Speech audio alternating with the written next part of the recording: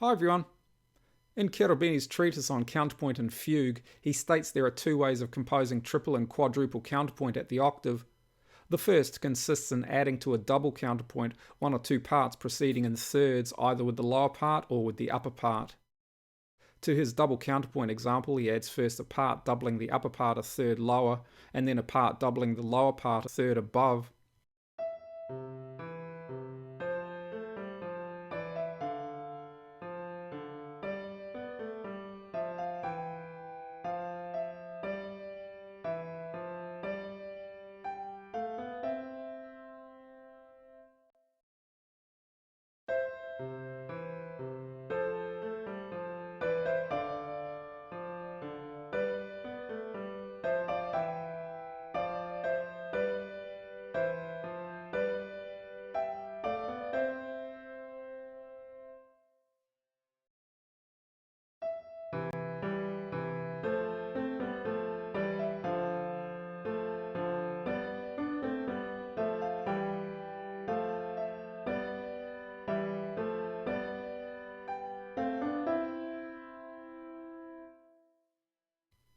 He then doubles the two parts simultaneously, using the same doublings to create a four-part texture.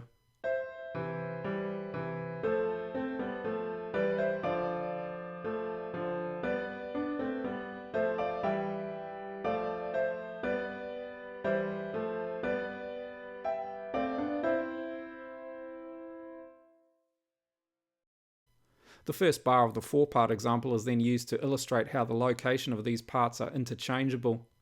In all of these examples, however, only the parts producing root position C major harmony in the first bar are used in the lowest part. The reason for this can be seen if we place the upper part of the original double counterpoint example in the lowest part, which here creates second inversion F subdominant harmony.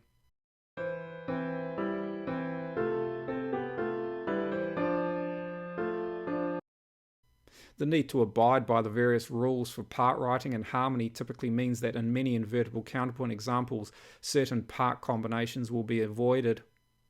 Another potential limiting factor in the use of this type of counterpoint is if the original progression is to be preserved, additional parts can only be added in certain ways.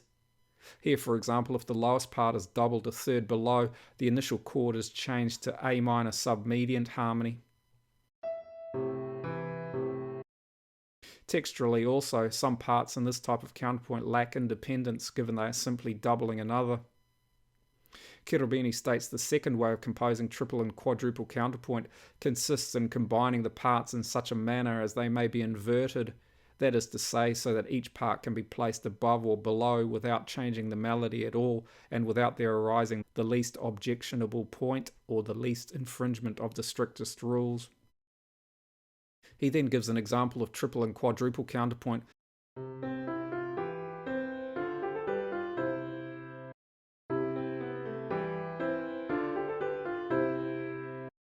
Both with their parts in various combinations. While all parts in these examples may theoretically be used in the lowest part, some are less successful in this location. This part, for example, produces momentary second inversion tonic harmony when used, which although it may be argued is here taken as part of a tonic arpeggio, its effect would need to be assessed, especially if, for example, it occurred on the strong beat of a bar.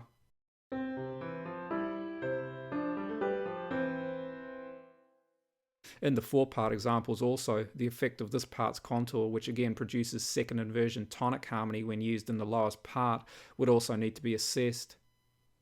Especially in this bar in both the 3 and 4 part examples, we can see two ways in which Cherubini has created the invertible counterpoint. Firstly, by omitting each chord's fifth degree either completely or including it on an offbeat, and secondly by using seventh chords, thereby allowing more freedom even when a chord's fifth is in the lowest part. Another factor allowing these parts to invert is the presence of voice leading strands.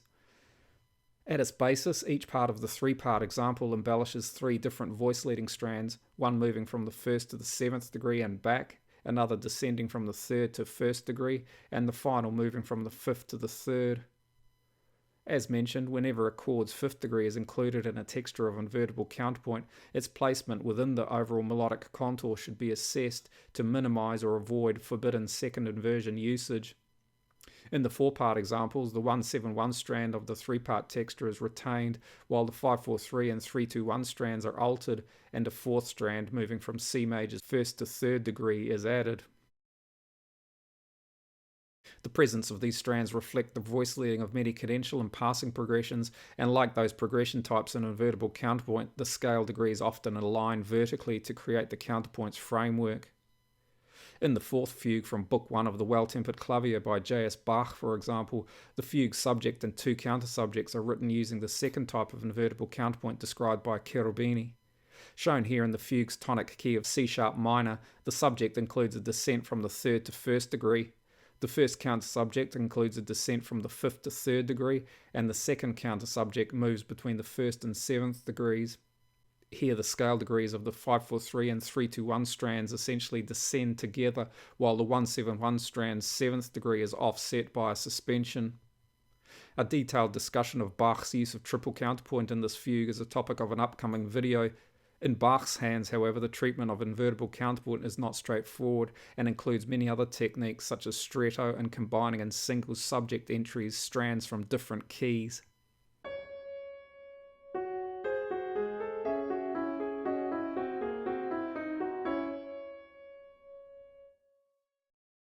I hope you found this useful. Thanks for watching. See you next time.